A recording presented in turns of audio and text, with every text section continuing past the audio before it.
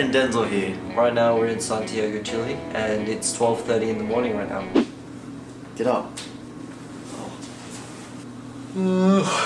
So Chile is situated on the westernmost side of South America, and it just stretches all the way along it to the most southern part of it. Chile has a population of over 17 million, with the vast majority living in Santiago. Santiago is situated in a valley in the middle of a couple of mountains, including the Andes. And because of this, it's really low, and a lot of the pollution actually gets trapped because the air can't travel through. The food in Santiago.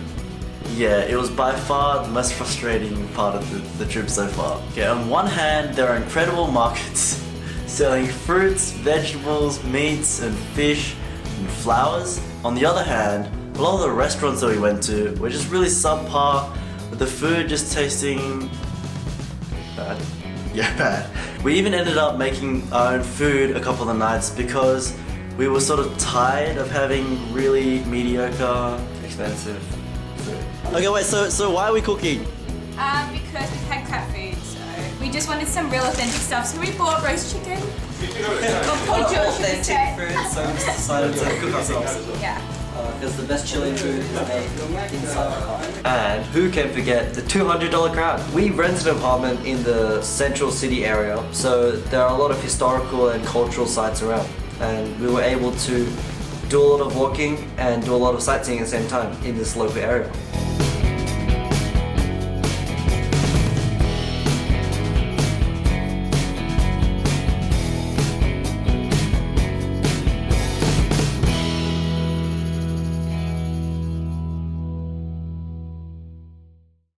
So one of the highlights of our trip in Chile was actually wine tasting. We drove 2 hours out from the city to a winery and a vineyard called Vina Indomita to try out some wine. In South America, wine is a big part of their culture, and since Denzel just turned 18 and I myself am 19, we don't really know our wines that well, and we thought that through this wine tasting we might get a better idea of wine, and it can help us become more like the locals, even though we're Asian.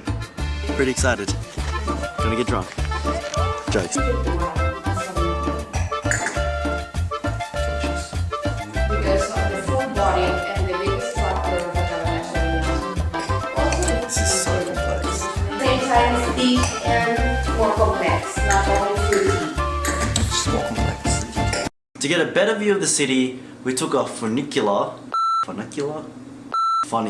up one of the largest hills of Santiago called San Cristobal. The view up there was absolutely breathtaking, and you could see the entire city as well as all the mountains surrounding it.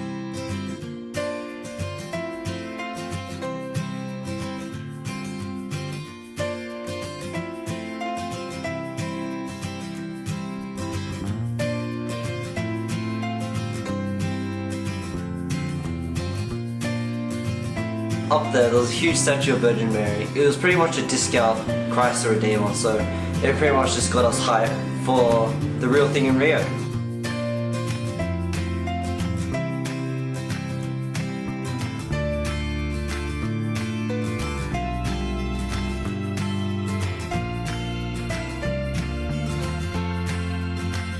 We also visited another city called Valparaiso, which is along the coast of Chile, about 2.5 hours away from Santiago. It was really funky, really indie, really cool, and it was full of street art and full of really cool architecture.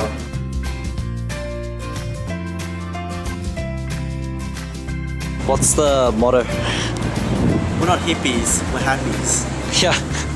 Sounds like something a hippie would say.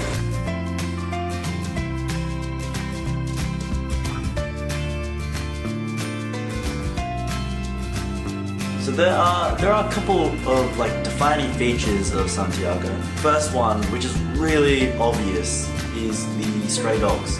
So most of these stray dogs looked pretty tired, but for the most part they were actually pretty well fed, and we were told that people like feeding the dogs and taking care of the dogs, but they don't actually want to take the dog home and be responsible for the dog. So that's why they just have literally 3 dogs on every street rummaging around in the rubbish and the gutters just to get some water and some food. We even had a stray dog follow us for half a day, and his name became Jeff. Dog is still here. It's followed us now for legit half an hour. PDA. Public displays of affection. South America is very famous for this, and they pretty much do it everywhere. Well, not do it, but get it on. On the train, in the park, in restaurants, in coffee shops, at home, where it should be done.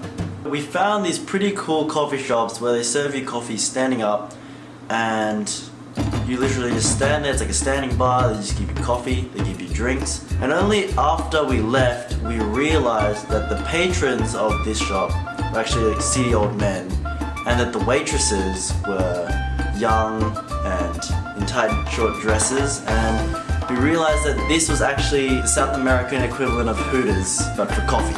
Surprisingly, walking around, we saw at least 10 of them. So I guess it means it's quite normal here. Lastly, like any city, there are lots of street performers dancing, playing guitars, playing accordions, doing stuff to get attention, money of course.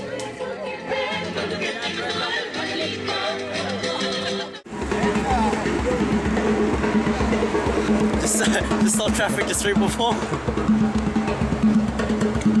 But we notice here there are not as many homeless people, so good work, Chile. Your economic infrastructure is very sound. We had a lot of fun in Santiago, and we have met a lot of nice people who helped us along the way. Next stop is Buenos Aires. If you like this video, be sure to give us a big thumbs up and share it with all your friends. And if you want to see more of me and Denzel and our trip in America, be sure to hit that subscribe button. And we'll see you guys next time. Bye, Chile.